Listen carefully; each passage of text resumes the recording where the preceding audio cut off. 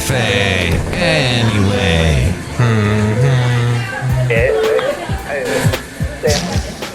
Mike's Daily Podcast. Welcome to you. It is episode 2587, 2587. Mike's Daily Podcast. Welcome to today's podcast somewhere in Podcastro Valley and the last place on earth. It's called Cafe Anyway, and it is full of mirth. We have people here that come every day to Cafe Anyway because it's Mike's Daily Podcast. That means it's an everyday thing, so we say, but I don't, yes, I get interrupted.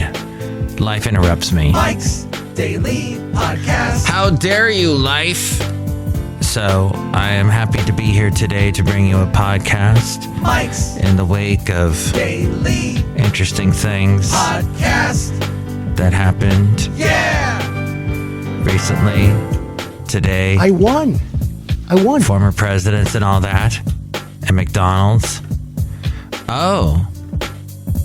Well, let's see. What is this? What? The burger... This, according to The Street, through MSN.com. Burger King menu adds new take on a huge McDonald's failure. You've been hearing about McDonald's lately having to do job cuts, and they're basically shutting down their headquarters this week. The week before Easter. The fast food giant is trying something that may make people really angry. Fast food chains often borrow ideas from what's popular locally. In many cases, they don't deliver the same sandwich as the local favorite. They simply use some of its flavors. Some sandwiches, however, are more sacred than others. Very few are associated with the areas that they are created. They may end up on menus nationwide, but everyone knows where they came from and where to go to get the real thing. The Philly cheesesteak sits at the top of the sandwich mountain. Even though, like, people in Philadelphia don't actually go and eat Philly cheesesteaks because it's so, like, oh, that's what the tourists do. It's a tourist thing. And as we take a look at today's podcast picture. And here's today's podcast picture.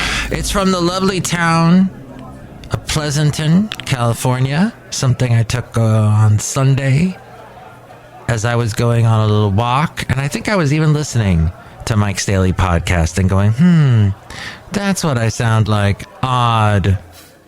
But you can see that picture at MikesDailyPodcast.com. I just renewed for another year, even though my domain people are charging me an extra $2 every single year. I don't know what's going on with that, but I just renewed. So check it out so I can say I put my money to good use. The late great Basil the Boxer, who I think he and I may have split a cheesesteak once, or at least I gave him the fries.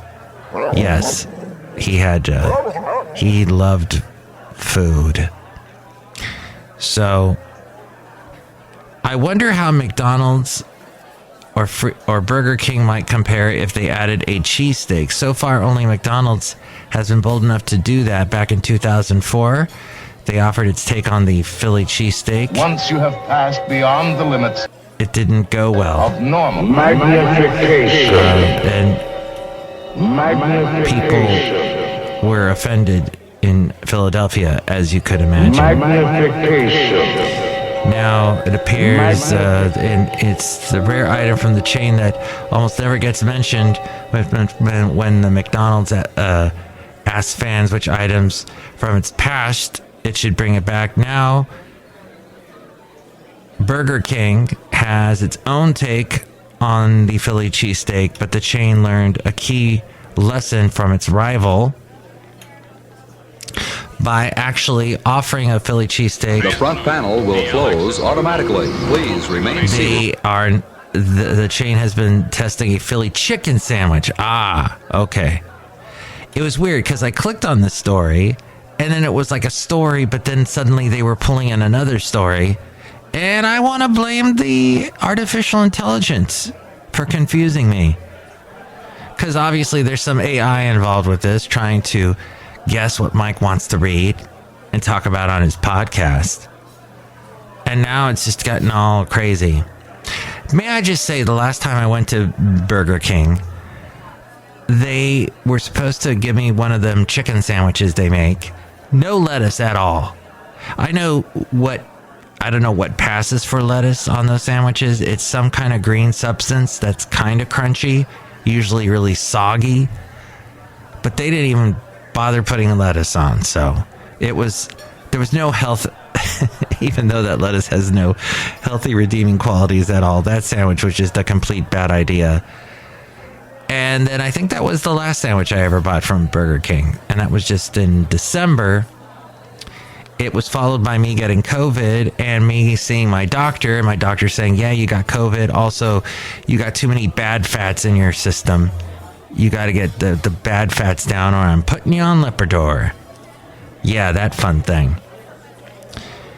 Apparently, the Burger King website shared the Philly chicken sandwich features a crispy white meat breast fillet topped with BK's royal sauce, cheese, red and green bell pepper, grilled onions, which is expected, especially if they're actually trying to replicate the authentic Philly cheesesteak experience. The strategy makes more sense than offering an actual Philly cheesesteak because the name creates a familiarity with customers without promising them the real thing. People will have expectations. They'll be mad if the cheese is anything other than provolone, Cheese Whiz, or white American. But beyond cheese, the onions and all that, customers might be forgiving. But anyway, Cafe Anyway, there was that little bit of article there, and McDonald's closed their U.S. offices as it's preparing to inform workers of layoffs. That big news today. And there has also been a big push to get automakers to make sure that they are putting AM radios in their automobiles. We talked about that a little bit, about how, yes, AM radio is getting neglected. AM radios are, for some reason, a lot of companies are deciding not to include them in their new cars. As we go outside a Cafe Anyway, where we bring you Mike's Daily Podcast somewhere in Podcastro Valley, the last place on earth. Oh, and I got the wonderful cat, Rocky the cat, joining us on my lap here. Ford has been touting the latest update to their flagship sports sedan, the 2024 Mustang. And this was written by Salpak. They are involved with a lot of AM radios, so they're going to be very pro AM radio in this article. The 2024 Mustang, it may be in the words of Motor Trend. Hang on, let me grab this cat. He's clawing at my legs. Come on, come over here. I got you. Okay. Wow. Such a squirmy little guy. Okay. It may be, in the words of Motor Trend, their last gas-snorting pony car, but Road and Track adds the 2024 Ford Mustang will not come with an AM radio receiver. The Mustang is the second new Ford product to drop AM radio, joining the F-150 Lightning. Of course, this caught the attention of the radio industry. Alex Siciliano, Senior VP for the National Association of Broadcasters, the NAB, responded to the Detroit Free Press. There's no question that AM radio plays a critical role in informing Americans and keeping them safe. It is the backbone of the emergency alert system. That's that thing that you hear when just before you find out, oh, there's a flash flood coming. This is a test of the emergency alert system. Or this is an announcement from the emergency alert system. This is why numerous policymakers and FEMA representatives have sounded alarm bells for automakers. He continued, we are certain that Ford does not want to alienate the nearly 48 million Americans who listen to AM radio, and we will continue working closely with the Alliance for Automotive Innovation and individual manufacturers to keep this important service in cars.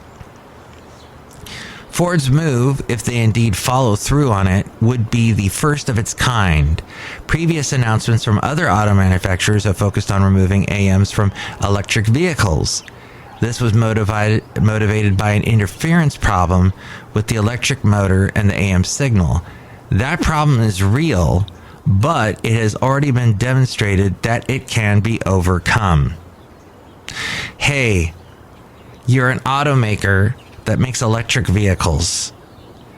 You've figured out how to make a car drive itself, and you can't figure out how to make the AM radio work in your electric vehicle that's got all this other snazzy stuff in it. Yes, I said snazzy. The media environment is changing. Audiences are finding new ways to listen to content, but nearly 90% of Americans still utilize terrestrial radio every week.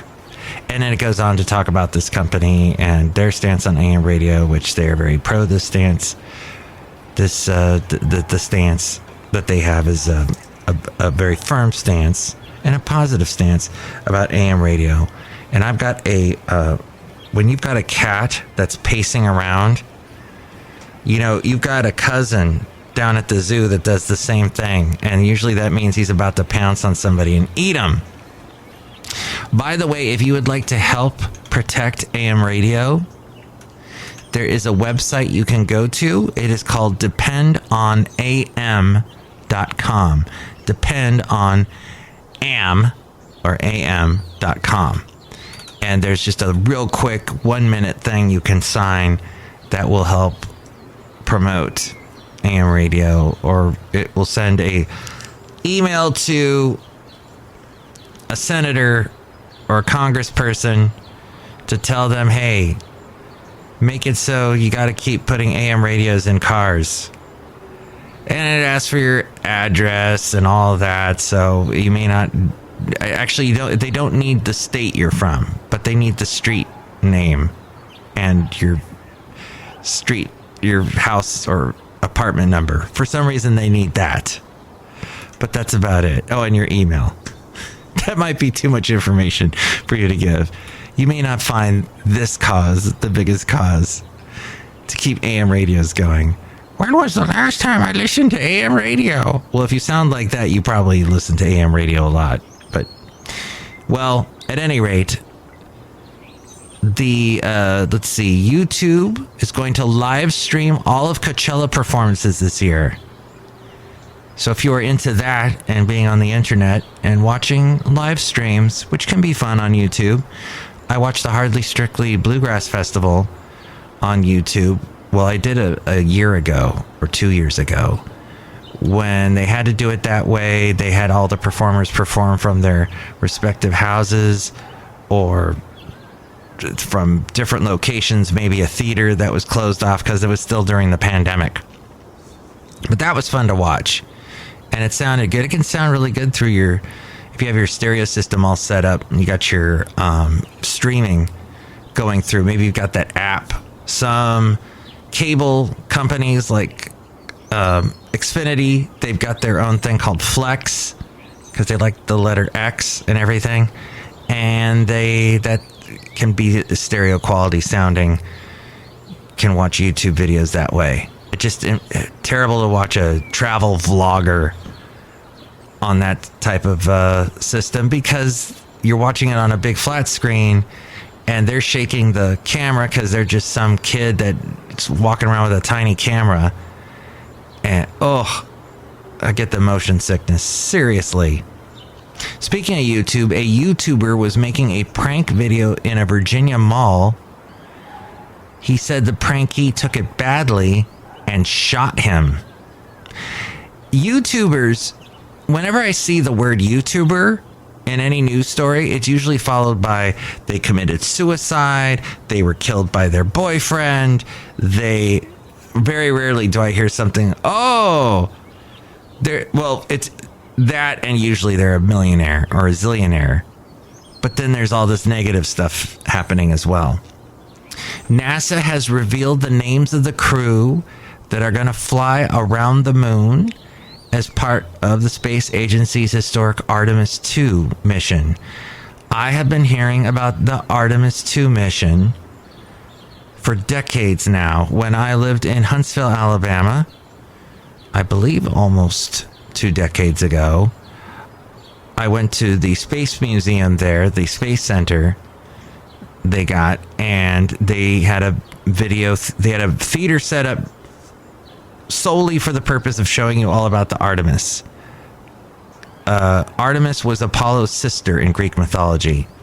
So this program has been thought about for years and years, and now apparently stuff is starting to happen. Some Americans ask, why do we spend millions and millions of dollars going to the moon? Well, the reason they give is because technology is made in order to do these massive projects. Technology is created, which then gets trickled down to us eventually. Such things have included the cell phone camera. Yes, but the pictures that I take and put on my podcast picture on my website, Mike's Daily Podcast. What's my show called? MikesDailyPodcast.com, because it's a podcast and it's daily and my name's Mike. The cell phone camera has its roots back to the wonderful, one of the missions that happened that NASA did. Also, the dust buster, that little vacuum cleaner to suck up that dust or whatever you spilt. Maybe you spilt a bunch of rice in the kitchen. That's happened. Use the dust buster. That was created by NASA. They needed a small vacuum cleaner. Memory foam, that's a famous thing that came from NASA that we still use today. Very important. Everybody needs that. Ear thermometers. Yes, if you were in NASA, they needed a way to take your temperature and use your ear only. So now that apparently is something that we all use. Or maybe, I don't know. Nowadays, they use more of the thermometer that they shoot at your forehead. But as well as scratch resistance lenses, freeze-dried food, of course, Tang. Artificial limbs has their roots in NASA. Cordless power tools, any cordless power tool you have, they developed that first for a NASA mission. Also solar cells, and they're using them all the time in space. And roadway safety grooves. I don't know how on earth that could have happened from NASA, because they aren't using where we're going. There are no roads. So how on that connection happened, I'm not sure. And also the pumps that they use in your heart, cardiac pumps to keep you alive. Yes, that can be traced back to NASA. Or so says NASA. But there we go. And also the NCAA championship was a win for women athletes.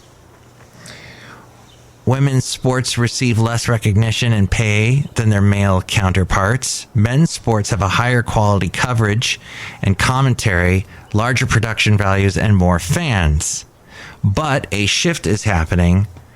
Over the weekend, social media became saturated with photos and videos of packed stadiums and sellout crowds at the women's Final Four. The women's college basketball final between LSU and Iowa was one of the most watched women's college basketball games in history, averaging 9.9 million viewers on ESPN. It drew a bigger audience than any MLS game ever.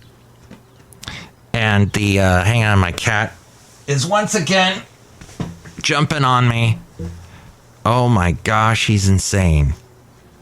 I don't know if he was meowing in the background outside a cafe anyway, somewhere in Podcastro Valley a little bit earlier. Also drew a bigger audience than the 2021 NBA Finals and the 2023 Sugar Bowl. So there is also social media accounts for women's basketball drew in millions with highlights and updates. Fans requested to see games at local sports bars, and people then made plans around viewing the same way you would with these male events. The National Women's Soccer League awarded a 14th franchise to us here in the Bay Area for a record $53 million fee. Yikes. And a total investment of $125 million, the largest investment ever made in a professional women's sports franchise. Previously, franchise fees for NWSL teams ranged from $2 million to $5 million. Now, wow, that has skyrocketed. $125 million for the total investment. And all those bits of knowledge compiled by Rob Black. I produce his podcast, Rob Black and Your Money. And he does a very insightful podcast every day, weekdays, talking about financial stuff. Like Jamie Dimon says, the banking crisis is not over and will cause repercussions for years to come. Yes, that little banking crisis you heard about with Silicon Valley Bank and a couple other ones. But, quote, importantly, recent events are nothing like what occurred during the 2008 global financial crisis. You remember that? Yes. That was that year, 2008, 2009. Well, the only good thing that came out of 2009 was that I ended up moving to the Bay Area, where I am now, where we got our own women's soccer team, I guess. So there you go. And if this little bit of knowledge helps you, then good.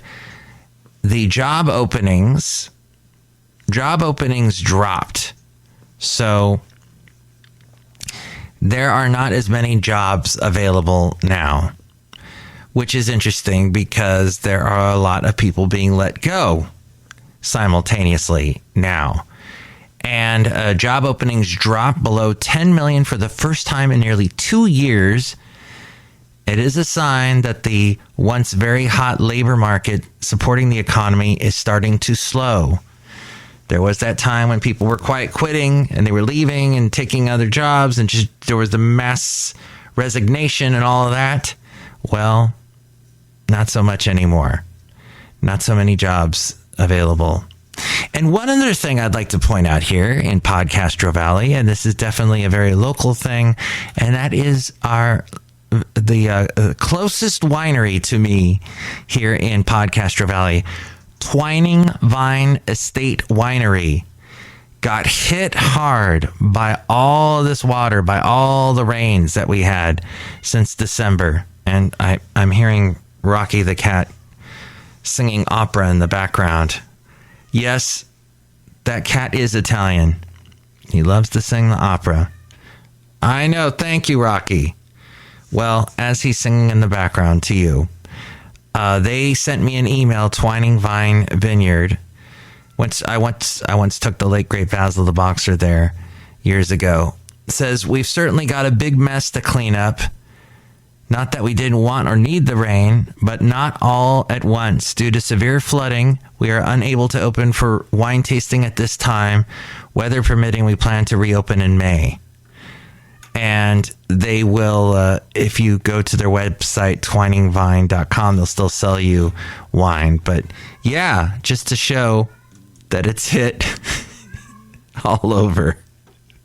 The cat is definitely meowing in the background. Or mewing. Isn't that what the French say, or the Italians? Or somebody says mewing, someone in Europe. The cat was mewing. M-E-W-I-N-G. All right. Outside a cafe anyway, somewhere in Podcastro Valley. Look who's here.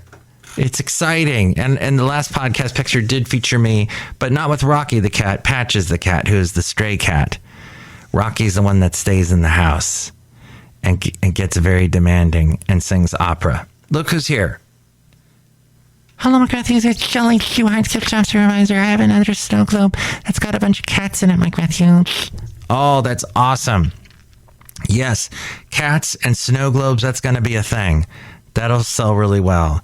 Or if you're going to take a tip from Portlandia, and a shout out to everybody in Portland, that would be, you should put a bird on the snow globe. Mike Matthews, that's stupid. Well, it's an idea that you could take or leave. I'm not pushing it on you. Look who else is here. Hello, Mike, this is Floyd the Floorman. And this is John Deere, the engineer. Mike, what's that sound I keep hearing? It's like an earthquake. Well, yes, we have been having earthquakes in the Bay Area. Actually, one hit down somewhere near Salinas today. But no, that's, maybe that is that. Or maybe it's the Cats opera. You know, operas are very dramatic and all kinds of stuff is happening on the stage. And thusly, that's happening here on the podcast as well. Fantastic, Mike. I love opera. Mm-hmm. Mike Matthews, can you sing opera? Figaro. That was great, Mike Matthews. Thank you. Next show, it'll be the wonderful Benita, the Disgruntled Fiddle Player, and the Brewmaster. If you would like to chime in about anything we covered today, 510-228-4640 is how you can call me. 510-228-4640, and with more ways to reach me, it's A-Frame. Mike's Daily Podcast is written and produced and performed by Mike Matthews. His podcast is super easy to find. Download or listen to his show and read his blog at MikesDailyPodcast.com. Email Mike now at MikesDailyPodcast@gmail.com. See you tomorrow. Bye.